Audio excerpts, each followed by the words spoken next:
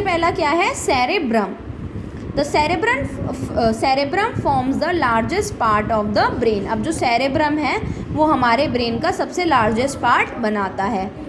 Its surface has deep fold and looks like a walnut. इसका जो surface होता है उसमें बहुत सारे मोड़ होते हैं। फोल्ड यानी कि वो किस तरीके से उसके अंदर मोड़ होते हैं और वो एक अखरोट की तरह दिखता है। It receives messages from the sense organs and sends back message to the effective organ। अब इसको मैसेज मिलते हैं हमारे सेंस ऑर्गन से और वो वापस मैसेज जाता है हमारा जिस ऑर्गन को पहुंचाना होता है। The cerebrum is the centre of learning, memory, intelligence and reasoning. अब जो सेरेब्रम होता है वो हमारा मेन सेंटर होता है जिससे हम चीज़ों को याद करते हैं, जिसमें हमारी मेमोरी फीड होती है और जो हमारी इंटेलिजेंस और रीजनिंग का मेन पार्ट होता है या मेन एरिया होता है। Cerebellum, the cerebellum is situated below the cerebrum at the back of the head. अब जो सेरेबेलम होता है वो हमारे हेड में पीछे की तरफ पे लोकेटेड होता है। It controls and coordinates the movement of the voluntary muscles. अब ये कंट्रोल करता है और कोऑर्डिनेट करता है हमारे वॉलेंटरी मसल्स की मूवमेंट को।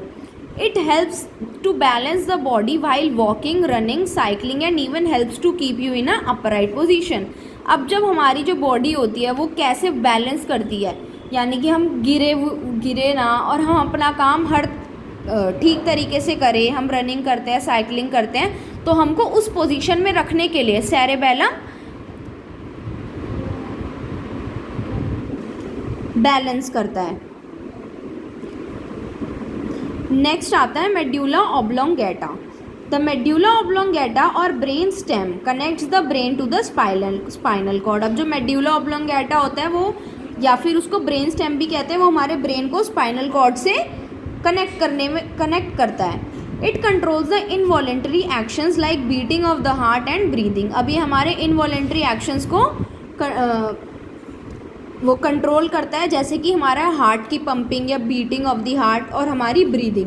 It works even when we sleep. अब जब हम सोते हैं तो हम तब भी सांस तो लेते ही हैं ना, तो मेड्यूला ऑब्लोंगेटा उस टाइम पर एक्टिव रहता है। नेक्स्ट आता है हमारा spinal cord. The spinal cord is a thick bundle of the nerves connected to the medulla of the brain. अब जो स्पाइनल कॉर्ड होती है वो एक थिक बंडल होती है नर्व्स का, यानी कि उसमें बहुत सारी नर्व्स होती हैं जो मेड्यूला ऑब्लोंगेटा से और कनेक्ट करती हैं।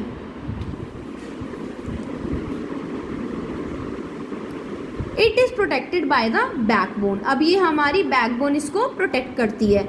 It starts from the back of the brain and continues down to the lower end of the backbone. अब ये बिल्कुल हमारे बैक, यानी कि जहाँ पर से मेड्यूला ऑब्लोंगेटा ओरिजिनेट होती है वहाँ से लेके पूरा नीचे एंड में बैकबोन तक ये जाती है। Nerves from all parts of the body are connected to the spinal cord. अब जितनी भी नर्व्स होती हैं हमारी सारी बॉडी पार्ट से जो आती हैं वो आकर कनेक्ट होती है स्पाइनल कॉर्ड में। And the spinal cord is connected to the brain. और जो स्पाइनल कॉर्ड होता है वो हमारा ब्रेन से कनेक्टेड होता है।